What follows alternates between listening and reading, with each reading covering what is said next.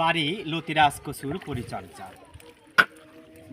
বাড়ি লতিরাজ কচুর পাতার দাগ পোড়া রোগের ঔষধ। বাড়ি লতিরাজ কচু একের গোড়া পচা রোগের প্রতিরোধের ঔষধ। প্রিয় দর্শক, যে যেখানে আছেন আশা করি ভালো আছেন, সুস্থ আছেন। আপনাদের সুস্থতা কামনায় আমি মোহাম্মদ আসাদ আলী, গ্রাম তালসো পোস্ট এবং থানা বড়াই গ্রাম, জেলা নাটোর, হাজির হয়েছি বাড়ি লতিরাজ কচু একের ক্ষেতে। প্রিয় দর্শক, তো আসেন আমাদের বাড়ি লতিরাজ কচু একের নতুন ক্ষেত দেখাই। এটা মোটামুটি আমাদের নতুন ক্ষেত। দেখেন লতি আসা কিন্তু শুরু হয়ে গেছে ইতিমধ্যে। আপনারা একটু যদি কাছে এসে দেখেন তাহলে কিন্তু সহজেই অনুমান করতে পারবেন। এই যে দৃশ্যগুলো দেখেন, এই গাছটা যদি আমরা একটু লতির হিসাব করি, 1টা 2টা 3টা 4টা 5টা 6টা লতি আছে। এই গাছটারও কিন্তু একই দশা। প্রিয় দর্শক, আমরা আগামীকাল বাড়ি লতিরাজ কচু একের ক্ষেতে সার প্রয়োগ করব। এই সার প্রয়োগ করার পূর্বে অবশ্যই আপনারা আগাছাগুলো পরিষ্কার করে নেবেন।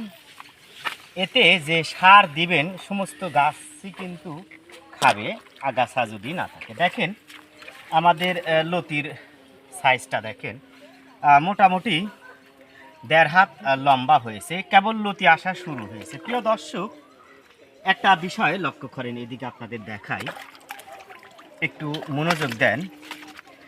এই দেখেন প্রাথমিক পর্যায়ে যে লতিটা বের হয় একটু চিকন বের হয়, এইটার পরে সম্ভবত এই লতিটা বের হয়েছে।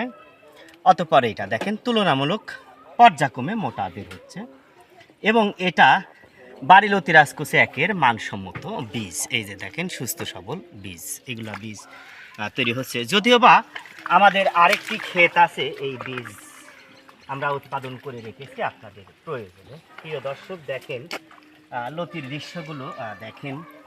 এই জমিতে কিন্তু লতি আসা শুরু হয়েছে। সব লতি কিন্তু 1 হাতের উপরে কিন্তু লম্বা হয়েছে। জমিতে কিন্তু আগাছা হয়েছে। আমরা এই আগাছাগুলো পরিষ্কারের কাজ করছি, আপনারা দেখতে পাচ্ছেন। প্রিয় দর্শক, ভালো বীজ ভালো ফসল, এই স্লোগানকে আমরা সামনে রেখে প্রতিনিয়ত বাংলাদেশের বিভিন্ন প্রান্তে বাড়ি লতিরাজ কচু একের বীজ সরবরাহ করে আসছি। প্রিয় দর্শক, যারা অরিজিনাল বাড়ি লতিরাজ কচু একের বীজ পেতে চান আমাদের সাথে যোগাযোগ করবেন। এবার আসি পাতায়, বিশেষ করে আমরা একটু দেখাই তাহলে সহজেই বুঝতে পারবেন।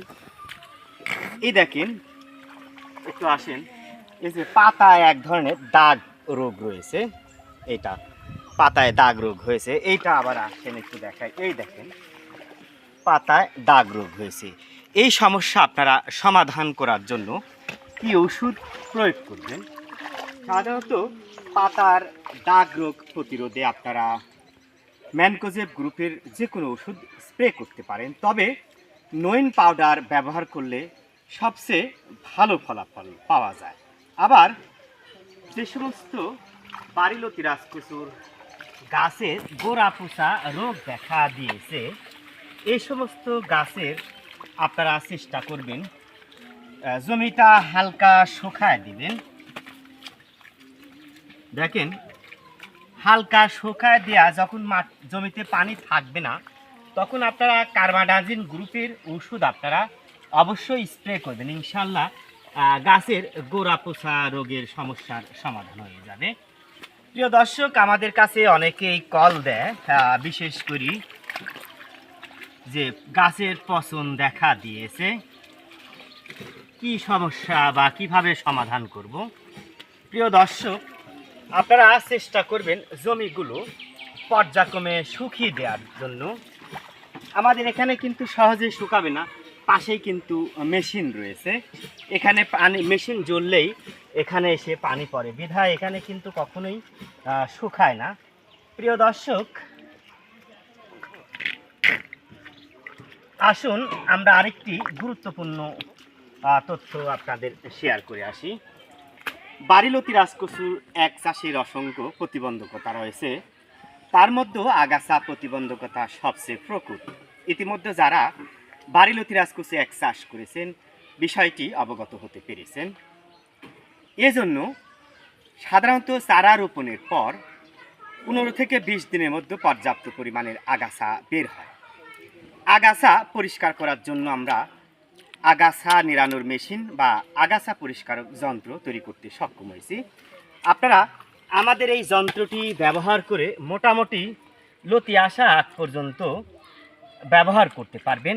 আর লতি আসার আগ পর্যন্তই সবচেয়ে বেশি আগাছা দেখা দেয়। প্রিয় দর্শক, অনেকেই বলে থাকেন যে আগাছা নাশক ওষুধ ব্যবহার করা যাবে কি না।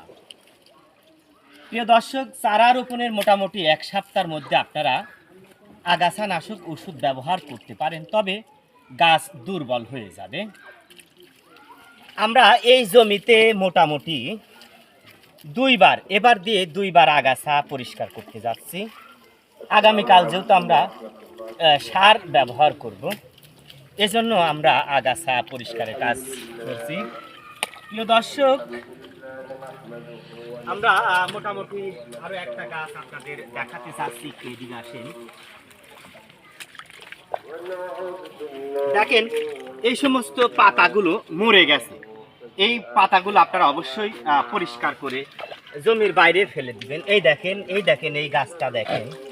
এই গাছের গোড়া যত মোটা হবে লতিটাও কিন্তু ততই মোটা হবে এবং প্রকট লম্বা হবে। দেখেন সব লতি 1.5 হাতের উপরেই দেখেন কাটার উপযুক্ত হয়েছে। ইনশাল্লাহ আমরা দ্রুতগামী এটা হারভেস্টিংয়ের কাজ করবো। এই দেখেন কি বিশাল লতি হয়েছে।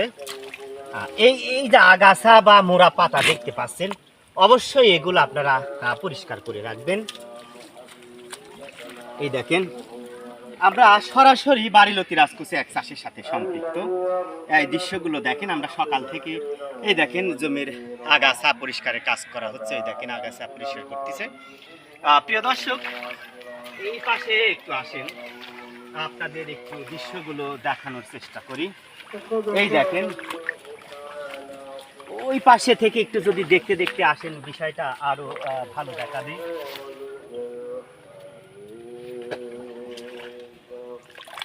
এই দেখেন খুবই মানসম্মত লতি বের হয়েছে। এই যে আপনারা দেখেন লতি, প্রত্যেকটা লতি কিন্তু 1.5 হাতের উপরে লম্বা হয়েছে। প্রিয় দর্শক, আপনারা দেখতে পাচ্ছেন।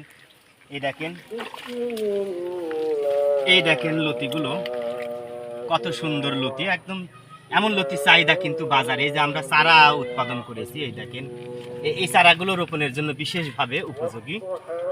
প্রিয় দর্শক, দেখেন সব গাছে কিন্তু পর্যাপ্ত পরিমাণে লতি আসা শুরু করেছে। যারা বাড়ি লতিরাজকুচি একের বীজ, ফুল, কুয়া বা চারা পেতে চান আমাদের সাথে যোগাযোগ করবেন।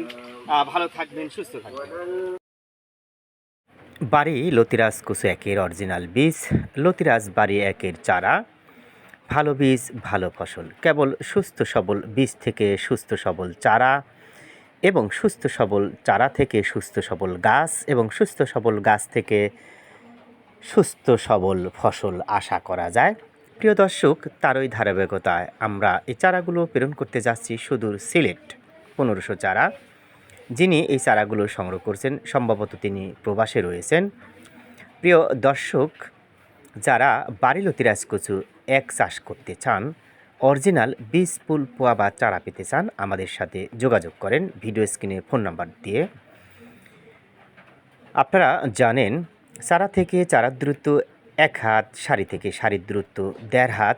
এই নিয়মে প্রতি শতকে চারা রোপণ করতে হয় 130 পিস। তবে এই নিয়মটা আপনারা চেষ্টা করবেন ডিসেম্বরের আগ পর্যন্ত রোপণ করার।